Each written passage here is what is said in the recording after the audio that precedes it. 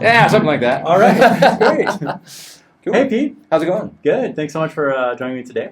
Absolutely. We've been here all week. Yes, it's the end of the week. GuitCon. You can tell the scratchy beard and the tired eyes. Yeah. So I don't know about you, but I've got issues these days with sleeping, like the jet lag thing. Yeah. I don't know what it is, man. It takes me 2 weeks to adjust now when I go overseas. It usually does that for me, but this is actually a vacation. I have 2 young kids in the house. Yeah. And I work all the time. Yeah. And I came here, I'm like, no jet lag, nothing. Because I don't have to wake up in the middle of the night. Right? Awesome. Yeah. So that's pretty cool. Yeah, that is cool. Yeah, no, it's good. It's like, it's a funny thing. Sometimes it hits me and other times it doesn't. Yeah. You know, but it's like this time it nailed me. I've been sleeping about 4 hours a night, but that's okay because it's a weird thing. Do you feel like you work here now? Right, yeah. Like we come here every day, Yes, and hang out with each other all day long and play guitar and work on sounds and I don't know, talk guitar and but it's like we show up pretty early and we work generally pretty late and then we all eat dinner together and it all happens again the next day and it's kind of great. This thing, we should describe what it is, I feel like, for people. Yeah, I think so too. I think it's a good point. Because a lot of people don't maybe know exactly what we're doing. Yeah, and I didn't know when I showed up. Yeah. So basically, GuitCon is here in Germany in the Warwick Framus factory. Right. And a bunch of YouTube guitar channels put together with companies. Yeah. All in the same room. It's kind of like a mini NAMM where you can actually produce content. Except like mini NAMM for like YouTube specific or Instagram or whatever the social media of your choice is. A bunch of guitar players / YouTube contributor types basically getting together to make videos and hang out together. So the thing that I found interesting about it is that you know how we all make music these days? Like how we used to all get together in a recording studio. Right. It's the only way you could record. Yeah. And you know, it was like you had everybody, that camaraderie and people all together, like and feeding off each other in creativity. Yeah. Then we kind of all busted out to our home studios and project studios. Now we email tracks around. Can you play on my record or whatever? Yeah. And it's like that, and which is great in one sense because you can cut solos at home in your bathrobe or whatever, coffee, and, you know, or 2 in the morning or whatever you want to do, you know. But you miss that personal interaction. Yeah. Now as YouTube contributors or whatever you want to call us, it's a lot of sitting at home and making videos and editing and doing. And I don't know about you, but I work alone. I mean, I do too, all the time. So like, just get in the office or the room and lock yourself in for 8 hours, record stuff, and but it's true, that's missing. Do you get lonely? Oh yeah, because I do. And socially awkward too, because totally, you know. Do you ever get like do you ever have to go out at night after God, I haven't even talked to somebody yet. And I got to go like get a drink or something, go out and I'll talk whoever's ear off that I find I probably drive people crazy, but it's like, hey man, how's it going? Because I haven't had any personal interaction. Yeah, you need it. It's so true. Socially awkward, whatever. So So this thing, for the first time, is like getting all these YouTube people together to make it's like we're talking all day, contributing in a kind of this constant, and it's a little bit like being in the studio in the old days with other musicians and ideas sharing and everybody contributing and chemistry. So it's really cool. This is what GuitCon is, first year. Yeah. Hopefully we'll do it again next year. Yeah, I mean it's really exciting. The other thing is because of having the amount of people here that are here. I don't know about you, but it's like I've been probably getting material for at least like 2 or 3 videos a day. Yes. I don't have time to edit. Yeah. I'm just collecting the content, and then I'll edit it all. And we don't really need to edit that much depending on the video. Like this one right here, we've got a switching guy who's awesome. That's true too. In the back. When we're in these rooms and you're seeing this stuff, it's like there's somebody actually helping us. Yeah. Which is cool. But then there's also the element of like I just shot one with Henning downstairs to talk to him about what this is and kind of to put on my channel. And we just did it on my phone because it's like, well, I don't know, we got 5 minutes and I got a phone. This is a nice background. It's fine. It's like, so you can do it all the way from using your iPhone to, you guys can't see the setup, but it's pro. It's pretty impressive. It's cool. Pretty cool. Yeah. So, and there's been some companies here like, Rev and using Kettner, and they brought amps and stuff. So there's gear for us to play, which is nice. And it's good. Yeah, it's awesome. Yeah. Just go in the room over there, grab something, and let's do it again. I think so. The reason I wanted you here is I've got a bunch of questions. I see you on YouTube all the time. Love your stuff, by the way. Thank you. And but I think the way that your music career is very different than mine. I think. Okay. And we'll find out. But I've got some questions here on my phone. Yeah, sure. It's kind of random order, really. Yeah. Well, first of all, if there is, I don't know if there is, but is there a typical Pete Thorn day? Or do they change all the time? It kind of changed a lot. Well, it really depends on what sort of phase of my life I've been in. For a while, I was working almost like a normal day, like hours. I had the studio in Santa Monica, and I would really get up kind of early and go in for around 9:30 or 10 a.m. I'd be at work. Yeah. And starting to work on videos. If you're talking about my normal day when I'm doing this YouTube. That's what I'm wondering. Yeah, so I would go in and start working at around 10 or something like that, and I would work till 6 or 7, and then I would go home and make dinner and stuff. Yeah. Just have that kind of existence. And I was living on the west side of LA at that point, riding my bike a lot all over the place and really enjoying being by the beach and stuff like that. Nice. And it almost felt like I wasn't living in LA anymore, which Santa Monica is its own city, but it's all part of the same metropolis, but it's weird. You never get to the other side of the 405 freeway, like when you're over there on the west side. Yeah. It's too much trouble. Yeah, that makes sense. By the beach. So that was my existence for a long time, and that's when you saw me in my old studio. Yep. If you watched I have. Yep. Yeah. So, and then I moved to out to the valley, and so my studio's out there now. And I've gotten accustomed, just for a few different reasons, to working much later now. So now I get up in the morning, and not that I don't get up early, but I'll get up and maybe do some practicing. Sometimes I get a session or something that I've been doing some work for some different people producing stuff for television or for advertising or things like that. So they'll send me tracks, and I might cut those at home because I've got a little home setup now, which is in some of my latest videos. Which basically is like a Kemper Helix kind of setup, and I do that thing at home because I have to in that place. So I might cut a little bit at home and do some stuff for practice guitar or whatever, and then maybe 2, 3 in the afternoon go over to the studio space, and I get over there and work sometimes till midnight. It just depends. And that's the advantage too with the modeler stuff. I mean, I don't know how your studio is set up, but I use an Axe all the time for the convenience of recording whenever I want. Right. And that actually leads me to my next question. So I've been using the modeler stuff for a long time, and when you get a unit, whether it's a Kemper, Axe, whatever, tons of options, tons of models that can sound great. But I think a lot of people, including me actually, don't really have the actual real deal reference to all those models. Right. And so usually when I try to find a tone, I just turn the knob, find something that works. But I don't really start from scratch. But I would like to get some kind of education as far as to what type of amp should I use for this type of tone. And I almost feel like it's too late because I've been playing for a long time and I never really had the experience of like the touring things and having tons of amps. I never really was an amp collector. So my question is, would you have any tips for someone like that who just got a unit, bedroom player, got tons of options, doesn't really know how to start getting an education? Would you recommend getting a bunch of amps, trying them, or just dialing tones, reading articles? Like, where would you start? To sort of like expand your knowledge of amplifiers and what the different tones are? That's a really good question. I mean, it's like, it can be a tough thing these days because you want to be able to turn them up and try the different ones. Yeah. If there's any option of like, I mean, not a lot of places have this, but in cities like Nashville or New York City, I mean, New York, God, there's this place called ultrasound rehearsal. Yeah, I heard of ultrasound. Yeah, I haven't been there, but it's an amazing place, and the guy that runs he's a beautiful guy. He's such a great dude. His name is Gene. Now I hear it's closing, and I need to call him and figure out what's going on. But ultrasound is a really special place because it has such a huge selection of amplifiers. It's not a big. It's New York City, so it's a rehearsal facility that happens to have an amazing collection of boutique amplifiers. Okay. Yeah. So, for instance, if you're in New York. And I don't know if it's closed yet, but if even in the past, you could go to ultrasound, rent a room for a while, and sit in there and play through literally 5 train wrecks. Wow. One was owned by Billy Gibbons. One was owned by George Lynch. Gene had all these train wrecks. He's probably got a Dumble. I don't know. A couple.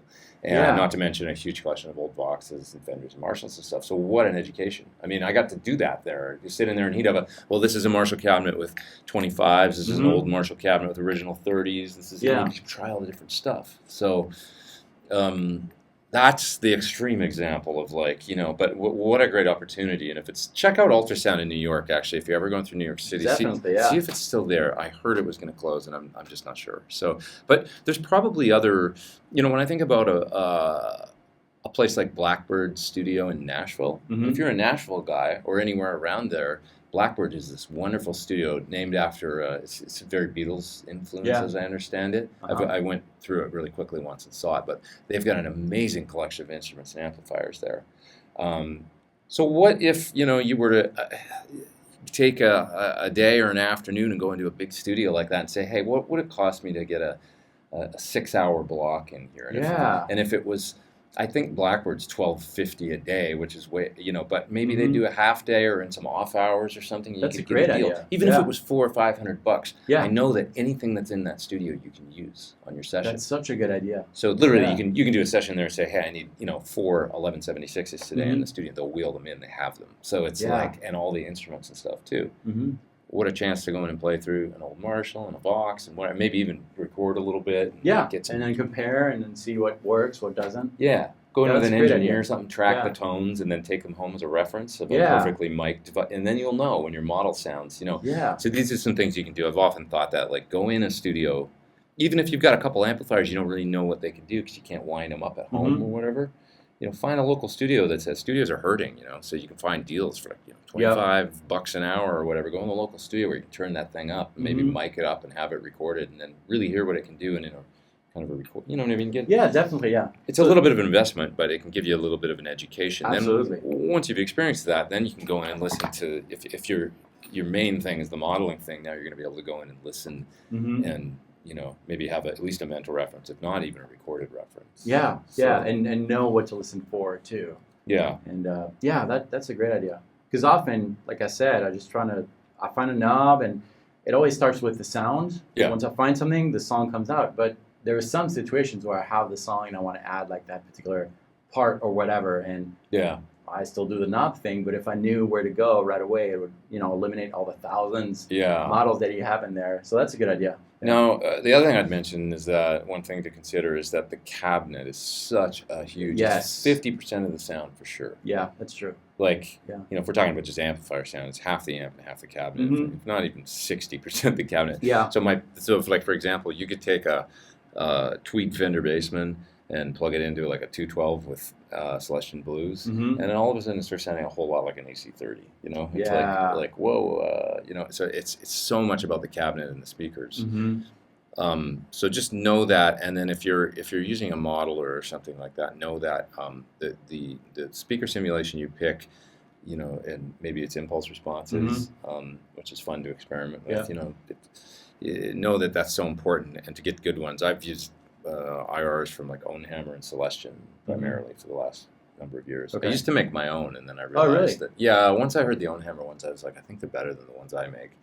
And that's cool. I didn't know that. Yeah, and maybe someday I'll make my own pack of those things and make them available. But and go in with a good. I kind of have this thing. If anybody out there wants to do this with me, I'd love to get with a good engineer, somebody that's really my buddy Joe Parisi or something, is legendary engineer, did Fu Manchu and all kinds of bands, and really heavy tools. He recorded all kinds of great stuff. Love to go in that guy's studio and make a bunch of IRs. Yeah, but so So basically, know that that's such a big deal, and I'm a huge fan of the Celestion ones. Mm-hmm. So if you really want to, make sure that you're getting a true sort of, IR reference of what the real thing sounds like, I can tell you that those ones sound outstanding. They went in a great studio with a great engineer and really did them properly. Mm-hmm. So I've been very impressed with those. Okay. Yeah, so I'll try those. Yeah, they're great. And then, the neat thing is most modelers, they allow you to load IRs these days. Yeah. So you can load them in and you can, turn off the typical whatever internal speaker simulation and try those, and that's a fun thing to do. Cool. Yeah. I'll try that. So I'm a big fan also of the cabinet the amplifier and load box, and then kind of modeling only the back end with the IRs and stuff, but using a real amp. That's kind of what I want to transition to also, to get the tubes and more dynamics in the sound. Cool. Yeah, and there's a simplicity too. Yeah. That's, because it's like the amp's sitting right there and you got the knobs. And Yeah. You don't have to open a software or an editor or anything like that. So that's cool. Yeah, I'll try that. Yeah. I had a question that was kind of similar, but I think it ties into this. Sorry, guys, I'm looking at my phone here. It's okay. You can always edit too. Right. Probably won't. Probably won't. Maybe I didn't. Okay, well, here's a question I've kind of been asking everyone here. I know the answer, most likely, but music theory. Do you think learning too much theory can take away from any feeling you might get? That that magic thing when you're playing, when that first brought you to the guitar? More knowledge in that term, can it affect your playing in a bad way? No, I don't think so. I think the only thing that I've noticed is that sometimes people seem to lose. It's not that the knowledge affects you in a bad way. It's that sometimes people lose an affinity for simple. That I've noticed. Really? So certain musicians transition away, and it only affects you when you're playing certain music. So let's say you get a gig in a rock band, but you started out listening to rock, but maybe lost a bit of a taste for it when you started studying jazz and went way deep into it. Yeah.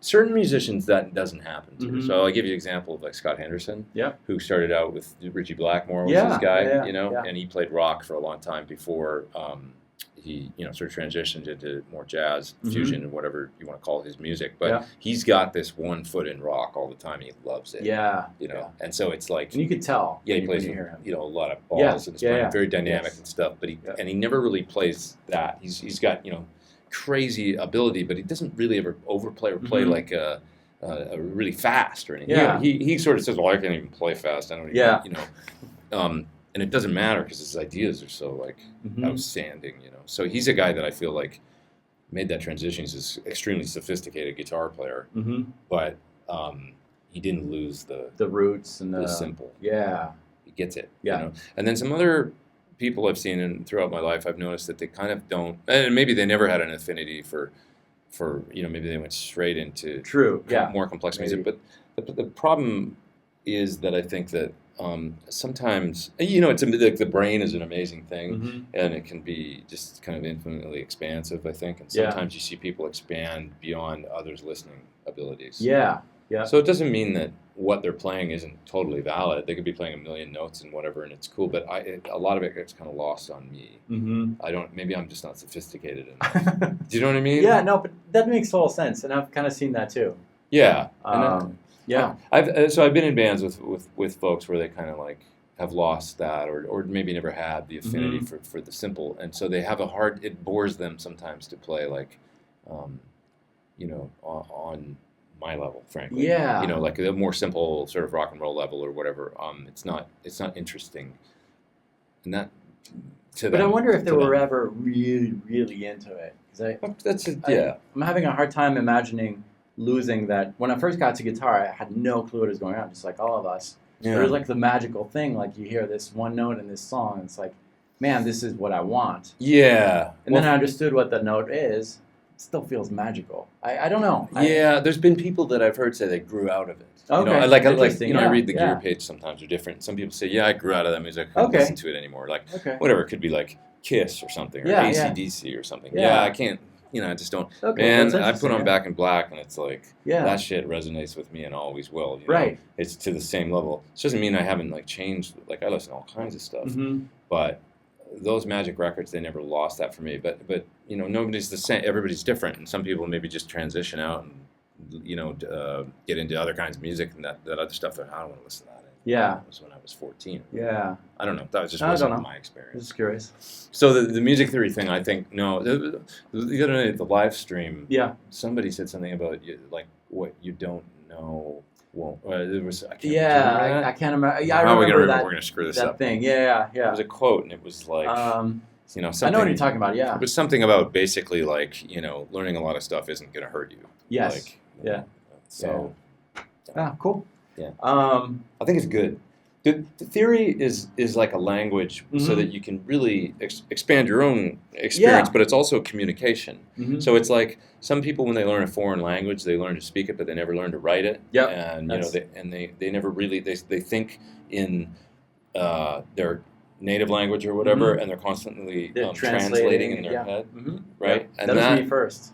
Is that right? Yeah. Okay. Yeah. Because I was always thinking in French, right? Translating, and it came out with kind of awkward expressions. It wasn't flowing, and then and then there's a switch that happened, but that switch happened after kind of studying, having an analytic mind for English. Okay. Understanding the structure, understanding the thought process when you're speaking, the way the grammar, the building blocks. Yeah. And so first, if I was in that heavy zone of studying the language, like how does it work, my speech was probably very almost robotic, very not it wasn't flowing. Yeah, exactly. Yeah.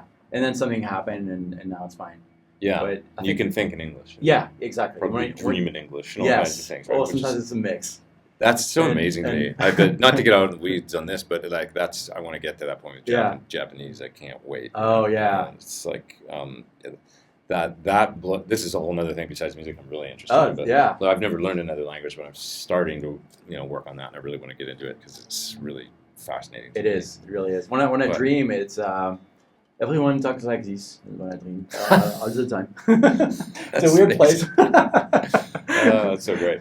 But yeah, it's kind of back and forth. But yeah, it's really interesting. I think the analogy language music is really spot on. Yeah, I mean, what I was getting at was trying to draw the comparison there was that it's like at some point learning that stuff, you start it just starts to become a flow. Yeah, and it's not so analytical anymore. And then besides that, now you've got a way to communicate with other musicians. Exactly. So it just kind of expands the circle of musicians you can play with. I think. Yeah, it's like adding adjectives. Yeah, that's all it is. If you can call it, I'll go, hey, it's the one to minor 4 or whatever to the right. If you've got or you've got ability to communicate in some sort of theoretical language. So now, having said that, I'm not great at it. I took a 6-month theory course basically, and that's the theory I have, and I can think it through, and I know what I'm doing. If we're in like when we were in A minor, I know this is the 9. Yeah. I know that's the flat 7. I know that's the minor 6. And I know when I'm bending from the 7 to the root. Yeah. I know that stuff. Yeah. And so when I'm looking at it, what is this chord? And I maybe don't know what it's called. I can pick the notes out and realize what the name of it is. But that's about it. I'm kind of a rock and roll hack. Yeah, which is cool. That's my that's my thing. I'm a rock player. Yeah. Street rock player. I did go to MI for a year. Okay. But it's not like going to whatever the full degree program. Yeah. It's just, it's something else. Thing. I'm not slagging MI, by the way. It's like the year course I did was great, but it was, it's just you don't learn in a year what you would getting a degree, I don't think. Yeah. MI does degrees now too, but they didn't when I went. Okay. It was a different thing. So. Cool. Yeah. Final questions. Touring and doing shows. You do a lot of those. Yeah. What's your favorite, best show experience that you can remember? Your favorite show that you've played? I mean, a bunch come to mind. Or a few. It's hard to pick a favorite. We did a crazy show with the guy I play with now, it's Yoshi Nagabuchi, at Fuji a few years ago. It was a stressful experience because it was leading up to it was 52 days of rehearsal and learning 60 songs, and it was an all-night concert. Yeah. But because of that, how are you ever going to forget that gig? It was 100,000 people at like the foot of Mount Fuji. On this insane stage that was like 200 meters end to end. Wow. A lot of running around and going crazy. And, what does he do? I don't know the guy.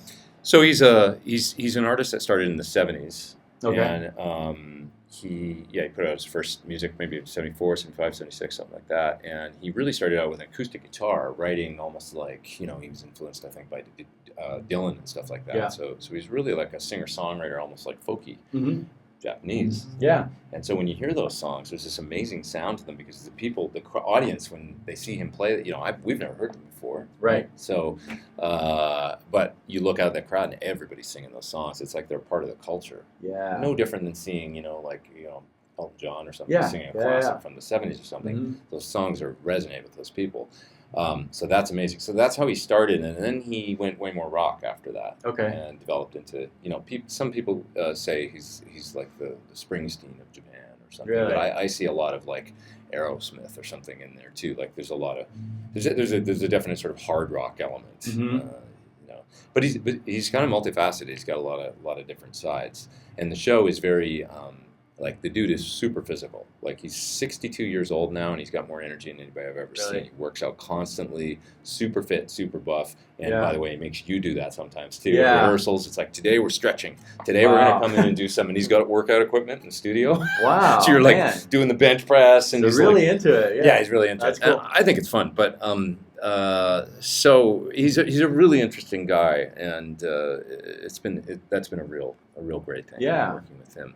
So the Fuji show was kind of a career capping, thing for him. That he's going to go on and have to come up with something else even bigger than that now. But he really wanted to do something for the point when I guess it was when he was around 60 years old. He just wanted to like really top it out and do something amazing. So that was what he came up with, an all-night concert at Mount Fuji for 100,000 people from all over Japan. And that must be something. Yeah, it was a party. You can't forget. No, I mean, we flew in on a helicopter. Really? And when we came in, the whole crowd, 100,000 people down there, and all the lights turned blue when the helicopter came over. Mm-hmm. And then we circled around the crowd like 5 times. Like, talk about like a rush. That's so cool. You're just like, and he's like flying around. We went around and around and around, and then the helicopter landed. We all ran out of the helicopter onto the stage, got our guitars. Man. And he wanted to not count off the first song. Yeah. This first song was called Japan.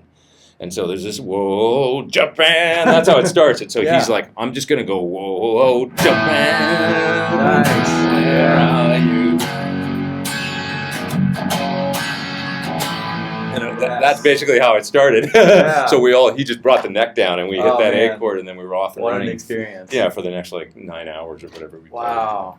That's awesome. It was a real blast. So that one, I remember a few with Cornell too. With Chris Cornell, that just I'm never going to be able to forget. It was a Chile, South America.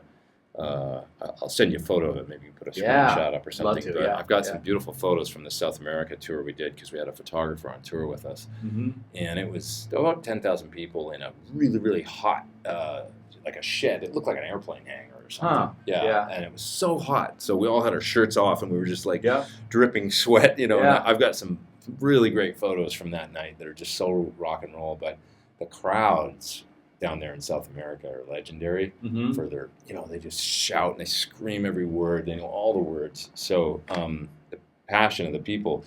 When we went down there, he hadn't been there yet with Audioslave or Soundgarden. Neither band had ever toured in South America. So this was their first time. So everybody showed up. Yeah, I mean, like imagine like you're a fan from the '90s or 2000s. Either Soundgarden or Audioslave. This was and they're so passionate. They're so into music and culture and literature and everything down there in South America. It's just like it's kind of like the '70s in America or something. I feel like as far as the it's simpler in a lot of ways, and they're really really passionate. So Brazil and Argentina and Chile and all those great places. That's awesome. A lot of fun. Yeah. What about the worst? The worst gig? God, like really bad gig experience. I have to think about that for a second. I've never had like a really, really bad one. I've got some funny stories. Yeah, that works. I was thinking about that the other day because they were talking about that at the live stream the other day. Yeah. And it was like, I thought, I've never really had like a catastrophic, God, knock on something. Yeah. I've never had anything where it never really completely falls apart. For instance, at a Cornell gig, I remember once when the power went out we couldn't play anymore. Yeah. And so, he just looks back at Jason, because this is what you do when you're a pro. Jason's the drummer, Sutter. Okay. And he looks back at him, he goes, drum solo, and it's just like acoustic drums, and the people got into it, and it was like, God, I remember seeing, I think it was Green Day recently or something, and they put up a post on Instagram or something, and it was like, this is what you do when the power goes out. And there was literally like 60,000 people at some show, and the power had gone out, and he got them all singing one of their songs. Nice. So, and he just kind of conducted. Yeah. I think that's what happened, and it was like, this is, how you, and it's how you turn a negative into a positive. That's what I was going to say. I think great entertainers do that. They just change like something bad into something unique and interesting and cool. Exactly. Turn it around, and then they go, God, it was better that the power went out. That's amazing. Yeah. Because I always remember that thing. Yeah. So a funny one. I did a tour with Melissa Etheridge, and I was playing on this one tour using an Axe-Fx I used to run a set of outputs with speaker simulation to the front of house. Yeah. And then I ran another set of outs with no speaker simulation to a cabinet. Okay. So that I could have some speakers on stage and get a little feedback and all that. So I was using the foot controller for the Axe-Fx, and there was a certain pedal push, and I don't know what it was, but it would cause the unit to bypass itself. Okay, yeah. So in other words, it was just like, it still ran signal through, but it was like going right into the DI. Dry as bone. Dry as a bone. So I was almost through the show. I mean, we were like 3 songs from the end of the show, and we were playing, I think it was Only One. Which is I'm the only one. Okay, so it was that song. And so, we're playing, and I take my solo, and then I stop, and we break out, and it goes to just a kind of a drums and bass, I think, for a minute. And she would talk and rap to the crowd for a minute. Yeah. So I finish my solo and stop, and I hit the pedal to go back to my rhythm sound or whatever, so I'm ready for the next part of the song. And I have a habit, I don't know if you do this, but I have a habit of just making sure my things on. Sometimes I'll go like that, and just make sure, is my volume up? Turn the volume pedal. No, okay, everything's cool. So I do that, and I'm about halfway through the part where there's no guitar, and she's just rapping. Drums and bass rap. It's maybe a 16 bar open section. So now I got 8 bars before I got to come back in. I go, and I'm like, that didn't sound right. It's like, and I can hear the like a guitar plugged right into a PA, no amp. And I go back and I look at the Axe-Fx, and everything looks normal. And I'm like, and I play a quick chord, and I'm like, oh my God, it's completely clean, So how did you get out of that? Well, I didn't. Had I, but in these moments, it's like how you deal with it is always interesting. You get to know your own rig really well through things like that happening, and then little things. And then at times when things go wrong, you can, and like my pedal board now, I know that thing so well. And when something screws up or there's something wrong, I go, it's this. And I unplug a cable and plug it back in, and it was 9 times out of 10, that's what it is. But I didn't have that together with that rig yet. So what had happened is I'd done a certain push on the foot pedal, and it had bypassed the entire Axe-Fx, right? Okay, yeah. I didn't see the light on the front that said bypass was on. It wasn't registering because I was so panicking trying to get my tone back. So there was nothing I could do. So I just came back in playing the chords with the sound. And it was only the last chorus that I had to play, and then the outro. And our keyboard player that had done a previous tour, he wasn't touring with us then, but she had a good friend of mine named Chris Pooley, such a great guy. He came backstage after, and he goes, dude, when you came back in with that sound, it was the best thing ever. Nice. That's awesome. And then you just laugh it off, What are you going to do? So it was the dumbest guitar sound that I could, because I've been rocking, I mean, the only one is like full, rock.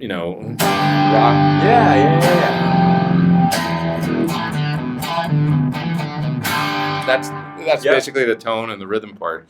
So to come back in with this clean blinky, so anyway, after the song, it was like, well, I'm screwed. I don't know, my rig's messed up. And so she had a little matchless that she would use back then to play electric guitar on a few songs. So I just had them roll that out on the stage, put a mic in front of it, and no tuner, no pedal board, amp, cable, and she's looking at me going, you okay? And I'm like, yeah. And then we played the encore. Now, the funny thing is, when that happens, I almost play better.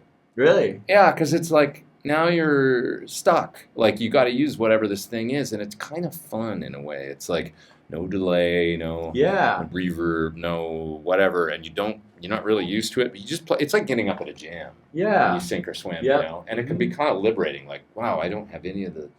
That makes sense. Yeah, I can see that. When we obsess over our tone, you're really into your guitar or pedal, or you get like, I need this thing, and it's like, no, you don't. It's like, actually, you can just plug into just about anything and make it work. I remember one night, I don't know if I should tell this story. It's another person's really bad gig story, but I was playing with Don Henley, and the other guitar player in the band is Stuart Smith, and he plays with the Eagles as well. He's replaced Don Felder when he left. Stuart is such a wonderful guitar player. I mean, he is an amazing guitar player, and he has very kind of minimal gear, but he's got about 5 or 6 pedals he uses, mostly Boss. He uses a red snapper and some Boss pedals, and that's it, into a PV Classic 50. Okay. Such a simple working man's rig, and he sounds like, because it's in his hands. Yeah. Such an amazing guitar player. So we were doing a Dawn show, and it was in Florida, and the Eagles had a show the next day, I believe, in Las Vegas. So all the main Eagles gear had to be there, which is the same gear that they would use, Stewart would use on Dawn's gig. So he had to use a secondary kind of pedal board that he had, which was a duplicate of his regular one. Yeah. But he hadn't seen it in about 6 months or a year. It had just been in the case, and So like things oxidize and that's my story. I don't know what that is. I thought it was things happen, and things with rigs and stuff, you never know. Humidity changes, and cable, who knows what it was. But anyway, his pedal board became intermittent within the first few songs, and it was cutting out and cutting out and cutting out, and he was just having a nightmare of a time. I could see it be working, and then all of a sudden he didn't have any guitar sound, and he was so upset. He was getting frustrated. Yeah. And eventually he just bagged the pedal board and plugged right into the amplifier, and he turned that amp up because he had, I think it was the clean channel on the Classic 50, and of course it'll distort if you turn it up loud enough, and that was the only way he was going to be able to get drive. I guess it's got a drive channel, but he didn't like it or didn't want to use it or something like that. So he just turned the amp up, and plugged his guitar in, and he was so pissed off, and he sounded amazing. Really? Oh yeah, because he was mad, and when you're mad, something happens. Like when you're maybe it was the thing with Melissa too that happened with me when you're just like, I can't believe I had to play the end of that song, that terrible tone. She plugged in, you get distortion. Melissa looked at me and she goes, "You okay?" I remember her coming over, I'm like, yeah, I'm cool, let's do this, And we start the next song, and it's like, and you're the antithesis of nervous.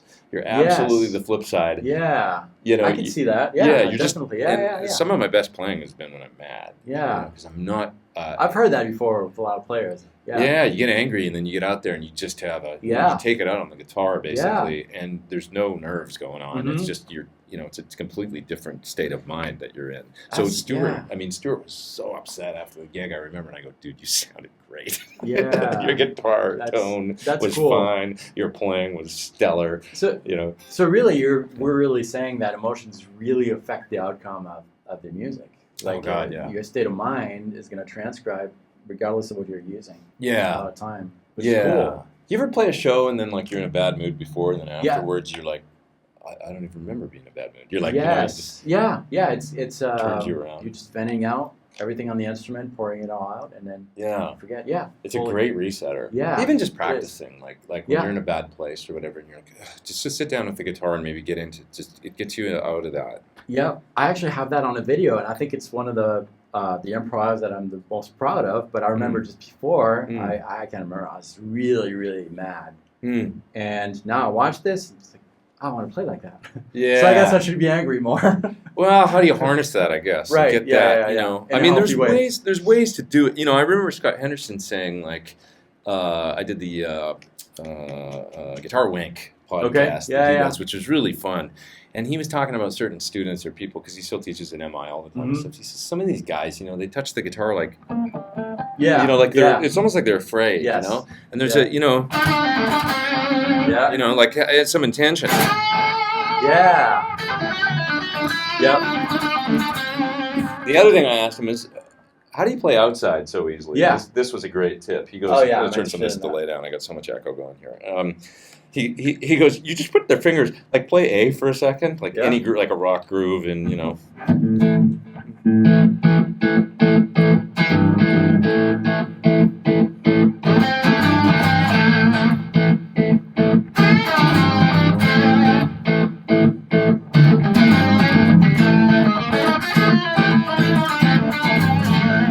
Okay, so I played outside. Yeah. I don't actually know what I'm doing. He goes, put your fingers where you know they're not supposed to be. Yeah. And that's all I did, you know. I went up a half step. It's like, and I went, oh God, I can do that, you know, because I don't have a jazz background. But it's like, that's easy enough. Just pull it outside for a minute. As long as you start on a good note and then end back on a good note. It's going to sound like, whoa, you just people's ear for a minute. Yeah, I do that all the time. I go by shapes, weird shapes, like like that. Just I did that earlier, but that's not what that is. But, right. Whatever, you know. Yeah, it's all about intent, and then you know, getting back in. But if you believe in it and you play it with confidence, the delivery is going to be pretty awesome. Yeah, I love those weird. I've used this example numerous times. So sorry if I'm boring you with this one, but the Don Henley song "Dirty Laundry," Joe Walsh's solo, always the. So then he goes straight back into, you know, blues kind of. It's just. Yeah, just very shape-based, Very shape-based, but... And that, to me, is like, it's just, you know, if you can do a simple thing like that somewhere in a rock or blues solo and tweak people, it's special, because I get tired of the same old sound. I do too. The inside, you know, and the same sort of stale licks, you know. Very predictable. Yeah. You know, a simple example is like within a blues context, like if you're playing that, you know, kind of the apentatonic, Right, you know, doing that, playing the minor 9. Yeah. It's it's like Eastern sounding or something, you know, but it goes by so fast that you don't even really notice, but it just tweaks your ear for a minute. It kind of tickles a little bit, but that's awesome. Playing the B flat over, you know, an A blues or something. Yeah, I think as long as you have like rhythm intent, where the listener can kind of relate to it, he needs to relate to something. Maybe it's the rhythm. Yeah. And then the rest you throw anything, and as long as you go back in. Definitely, as long as you go back in, that's where you take it in, you know. There's a great Tim Pierce lesson on this kind of thing, too. It's not exactly on the outside thing, but he talks about how to, you know, he always brings it back to the blues, but sometimes he's playing triads, you know, so he'll kind of like, I can't remember what the other approach he used was, but the main, you know, two of the main ones were like, so kind of triads, like arpeggio-based playing, and then he plays a blues lick. That kind of thing. That's like, awesome. And then goes to, you know, something else. But it's like it's cool to kind of do that, like move through those things, and then your playing doesn't sort of sound, you know, repetitive, stale, you know, while you're taking a solo or improvising or anything. So these are the fun things I get to like pick up from hanging out with Tim. You know, Tim's great. Yeah. Oh God, that's awesome. So good. Awesome. Well, I think. Anything you're looking forward to in your career in the next few months? Anything coming out? Anything we should know? Well, I'm working on 2 records right now. So one of them's my own, and I really got to get another one done. And then another one I'm working with a girl named Holly Henderson. Okay. And she's from England, and she's a really, really great young singer-songwriter. And so we've basically almost finished an album. I just want to make some tweaks to it. Yeah. She's going to come back over in November, and we're going to, you know, just do a few things and finish it up so she can get it out. Cool. But I'm really having fun with that because she's like well, first of all, she's just become a really good friend. She's sweet and really funny, super talented. But it's just been a really fun. I like working with younger people these days. It's weird to say because I still feel like I'm young, but I'm getting up there. You know what I mean? It's like there's something about you know, working with people in their early 20s or whatever that I'm just really enjoying. Yeah, like fresh energy. They're so, you know, it's like, you know, everything's kind of new. It's kind of new. It's exciting. Yeah, it keeps your perspective. Like, I think so. Maybe reminds us of like, oh yeah, this is why I got into this. Yeah, you know, that's cool. So that's fun. I'm having fun doing that. So basically those 2 things. I'm actually going to be in Japan for the end of the year. Okay. For Christmas and New Year's. So that's going to be an experience. Is that with the same guy? Yeah. Okay, cool. Yeah. So Christmas in Tokyo. It's going to be interesting. Yeah. And then we'll do a couple shows right around New Year's Eve. So cool. Yeah. Thank you. Fun. You bet. That was fun. Yeah, it was a lot of fun. Yeah. Thanks so much for having me. Check out Pete Thorn. You know him on his channel. I'll link everything below. Okay, one more trick. Yes. The Eddie Van Halen elephant, right? Yeah. What do? You play the, but you got to hit them and then roll the volume on. Okay. Which string are you starting with?